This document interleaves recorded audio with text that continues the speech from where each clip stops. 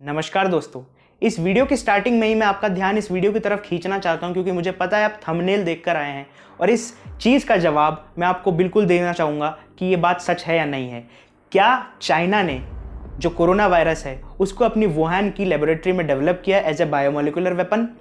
बात करते हैं इस वीडियो में इसी चीज़ के बारे में। और आज जो भी तथ्य मैं आपको बताने वाला हूँ कोई हवा में नहीं खींचे हैं मैंने, सारे का सारा जो भी मैंने पढ़ा है, रिसर्च किया है स्टडी के बेस पे, वो सब कुछ मैं आपको डिस्क्रिप्शन में प्रोवाइड कर दूंगा, तो आप जाके चेक कर सकते हैं इस चीज़ की ऑथेंटिसिटी जो मैं आपको आज बताने वाला हूँ। So guys, without any further delay let's start the video.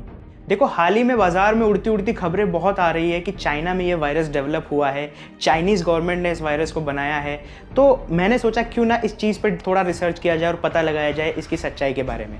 देखो, सबूत तो बहुत सारे मिलते हैं। कुछ तथ्य कहते हैं कि ऐसा नहीं है, ये नेचुरल वायरस है, और कुछ कहते हैं कि भाई ये चाइना में ही डेवलप किया गया वायरस है। तो मैंने कुछ फेमस यहाँ पर मीडिया आर्टिकल्स पढ़े और मैंने जानने की कोशिश करी क्या ये बात सच है या नहीं। सो ये जो पहला आर्टिकल है जो आप अपनी स्क्रीन पर भी देख पा रहे होंगे, यहाँ पर चाइना और यूएस के ट्रेड के बारे में बात की जा रही है। सो जैसे ही डोनाल्ड ट्रंप ने कोरोना वायरस को चाइनीज़ वायरस बोला तो उसी वक्त से यूएस को भी ब्लेम करने लग गया चाइना कि नहीं, ये वायरस आपके यहाँ से आया है।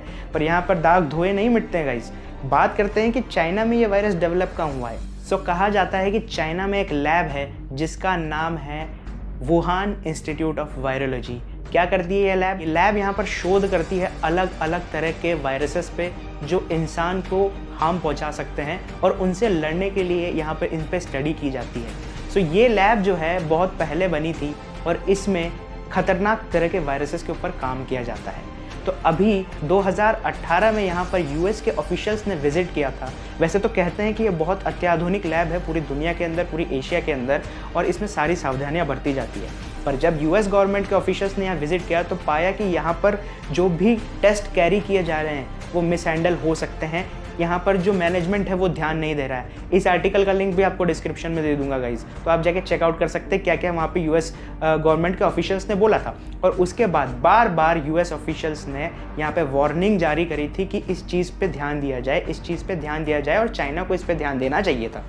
पर अल्टीमेटली इस चीज़ पे ध्यान दिया नहीं गया और कहा जाता है कि जो कोरोना वायरस है ये इसी लैब से यहाँ पर निकला है। तो अगर एक थ्योरी की माने तो वो कहती है कि एक्सीडेंटली यहाँ पर इस चीज़ के ऊपर रिसर्च चल रही थी। कोरोना वायरस जो बैट्स में मिलता है, इस चीज़ पे रिसर्च चल रही थी। रिसर्च के दौरान ही वहाँ पर इंटर्नशिप कर रहे किसी बंदे को यहाँ पर कोरोना वायरस हुआ। पर चाइना वाले इन्फॉर्मेशन छुपाने के लिए हमेशा से गुनहगार माने गए हैं। उन्होंने दुनिया को बताया नहीं कभी भी कि वायरस जो है हमारी कंट्री से निकल रहा है और हमारे यहाँ पर ये महामारी फैल चुकी है। वो लोग कहते हैं कि ये वायरस बैट से आया है, जो माना जाता है। अभी भी ये वेरीफाइड नहीं है कि बैट से आया है, हाँ, पर बैट्स में कोरोना वायरस के बहुत सारे लक्षण पाए गए हैं, ये तो वेरीफाइड है।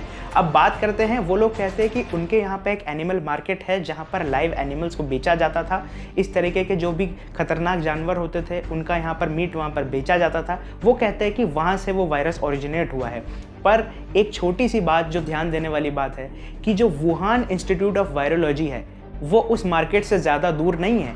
और ये कहा जाता है कि जो कोरोना के इनिशियल पेशेंट्स जो थे, 60 से 66% पेशेंट्स जो है वो उस मार्केट से कांटेक्ट रखते थे। पर यहाँ पर ध्यान देने वाली बात ये भी है कि क्योंकि वुहान इंस्टीट्यूट ऑफ वायरोलॉजी उस मार्केट के पास ही है, तो हो सकता है, क्या पता, चाइना से ये वायरस मिसहैंडल हो गया हो और वो रोक नहीं पाया इस वायरस के फैलाव को। अब बात करते हैं यहाँ पर अगले आर्टिकल के ऊपर, जो कि बहुत ज़्यादा चौंकाने वाला है, क्योंकि एक साइंटिस्ट, फ्रेंच साइंटिस्ट जिनको नोबेल प्राइज़ मिला हुआ है, उन्होंने यहाँ पर क्लेम कर डाला कि जो चाइनीज़ वायरस है वो मैन मेड वायरस है। और मैन मेड वायरस से यहाँ पर मैं आपको उसी लैब की तरफ ले जाना चाहता हूँ, वुहान इंस्टीट्यूट ऑफ वायरोलॉजी। ये यहाँ पर कहते हैं कि जो चाइनीज़ है ये एक्सपर्ट हो गए हैं इस तरीके के वायरसेस की स्टडी के ऊपर। साल 2000 से ही वो कोरोना वायरस से रिलेटेड वायरसेस के ऊपर स्टडी कर रहे हैं। और यहाँ पर जो ये वायरस है ये यहाँ पर चाइनीज़ लैब में क्रिएट किया गया है, बनाया गया है। और इन्होंने 2 रीज़न दिए जिसकी वजह से इनको लगता है कि ये मैन मेड है, और वो रीज़न सोचने वाले हैं गाइस। सबसे पहला रीज़न ये देते हैं कि कोरोना वायरस के जीनोम में यहाँ पर HIV के एलिमेंट्स मिलते हैं। चलो ठीक है, ये तो बात सही है। पर जो दूसरा रीज़न है वो हमें सोचने पे बहुत ज़्यादा मजबूर करता है, क्योंकि दूसरा रीज़न यहाँ पर कहता है कि जो कोरोना वायरस है उसके अंदर मलेरिया के भी जर्म्स मिलते हैं। तो आज तक कोई नेचुरल बीमारी ऐसी नहीं हुई जो 2 बीमारियों को साथ में लेके यहाँ पर एक नया वायरस बना रही हो। ये भी बहुत ज़्यादा सोचने वाली बात है। तो इस कारण इनको भी बहुत ज़्यादा क्रिटिसिज्म झेलना पड़ा, और ये बात जो ये कह रहे हैं ये बहुत ज़्यादा दिमाग लगाने वाली बात है। आप इस आर्टिकल को जाकर डिस्क्रिप्शन से पढ़ सकते हैं, मैं डिस्क्रिप्शन में प्लेस कर दूंगा इस आर्टिकल का लिंक। और अब जो मैं आपको दिखाने वाला हूँ वो चीज़ आपको बहुत ज़्यादा ध्यान देने पे मजबूर करेगी इस चीज़ के ऊपर कि हो सकता है कि चाइना ने ही इस वायरस को प्रोड्यूस किया है। तो देखो, वुहान इंस्टीट्यूट ऑफ वायरोलॉजी, जिसकी मैं इनिशियल से बात कर रहा हूँ, मैंने सोचा कि क्यों ना इसकी वेबसाइट विजिट की जाए। तो मैं इसकी वेबसाइट पे गया। इसकी वेबसाइट में जाने के बाद मुझे कुछ ऐसा पढ़ने को मिला वहाँ पर, जिसको देख के मैं भी इस सोच में पड़ गया कि यार हो सकता है कि यहीं से वायरस प्रोड्यूस किया गया हो। तो आपको भी पढ़ाता हूँ मैं पहले वो चीज़ जिसको पढ़ के मैं भी टेंशन में आया था। दोस्तों, स्क्रीन से पढ़ के मैं आपको बताऊंगा कि ये क्या है। आपकी स्क्रीन पे इस चीज़ का स्क्रीनशॉट मैं आपको दे दूंगा, तो आप भी मेरे साथ पढ़ते जाइएगा। तो ये आर्टिकल कहता है, इन 2016 अगस्त इट यानी Wuhan institute of virology obtained the recognition and authentication certificate for the critical protection equipment installation and commission. After the completion of laboratory, it is expected to carry out the scientific research on the prevention and control of new infectious diseases and biosafety in order to meet the needs of early warning, detection, research and biosecurity prevention system for newborn and strong infectious diseases in China. यहाँ पर ये कह रहे हैं कि ये lab सिर्फ इस पे काम करेगी जो नए वायरस है या इन्फेक्शियस डिसीजेस है जो चाइना में बॉर्न हो रहे हैं, इससे फाइट करने के लिए इस लैब को बनाया गया है। It is expected to become the prevention and control research and development centre for China's newly born diseases, virus seed storage centres and WHO references laboratory which shall play a basic technical support role in China's major newborn infectious diseases prevention and control, effectively improving our defense and resilience towards biological wars. तो यहाँ पर मैं आपको ध्यान देने को कहूँगा इस लाइन के ऊपर, resilience towards biological wars। resilience towards biological wars का यहाँ पर मतलब ये है कि biological wars, अगर कोई कंट्री या टेररिस्ट अटैक होता है चाइना के ऊपर, तो बायोलॉजिकल वॉर्स यानी इस तरीके के वायरस या कुछ ऐसा क्रिएट किया जाए जिससे किसी कंट्री के ऊपर हमला किया जा सके। तो यहाँ पर ये जो इंस्टीट्यूट ऑफ वायरोलॉजी है ये इस तरीके की सेफ्टी प्रोवाइड करता है चाइना को। तो रिजिलियंस का मतलब यहाँ पर आ जाता है कोई भी प्रॉब्लम या अटैक हो जाए बायोलॉजिकल वेपन से तो उससे कैसे उठ सके चाइना फिर से।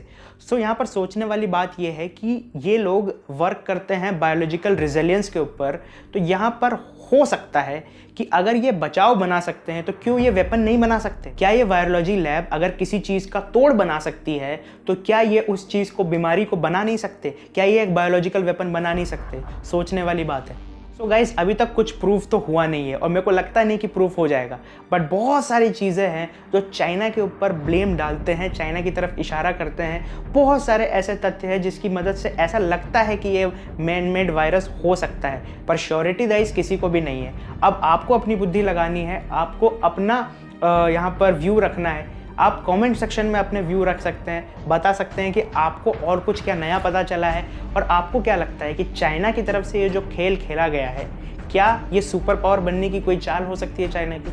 नहीं पता गाइस, कह नहीं सकते। बट एक और चीज़ मैं आपको बताना चाहता हूँ कि जो रिकवरी रेट है चाइना के अंदर वो 90% से भी ज़्यादा है। और आज इंडिया के अंदर जो रिकवरी रेट है, जो कोरोना वायरस के पेशेंट्स हैं जो रिकवर हो रहे हैं, वो 20% या उससे भी कम हो सकती है।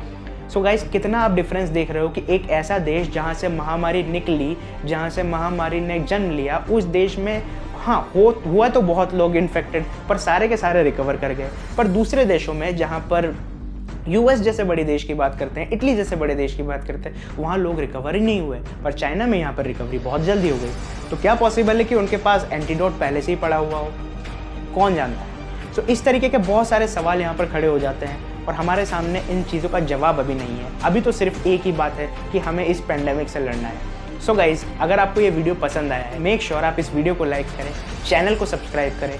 आज से 2 साल पहले मैंने एक वीडियो बनाया था जिसमें मैंने बताया था कि बहुत सारे चाइनीज़ ऐप्स हैं जो आपका डेटा चुराते हैं। आज उस वीडियो को भी बहुत सारे लाइक्स यहाँ पर मिल रहे हैं, व्यूज़ यहाँ पर मिल रहे हैं। अगर आप देखना चाहते हैं इस वीडियो को, उसका भी लिंक डिस्क्रिप्शन में दूंगा, तो जल्दी से जाइए अगर आपने उस वीडियो को नहीं देखा है, और सारे वो ऐप्स अनइंस्टॉल करिए जो चाइना बेस्ड है। ये हमारे और हमारे देश के सिक्योरिटी के लिए बहुत ज़्यादा इंपॉर्टेंट यहाँ पर हो जाता है। वीडियो देखने के लिए बहुत बहुत धन्यवाद। मिलते हैं अगले वीडियो में कुछ नए कंटेंट के साथ। Till then have a great day.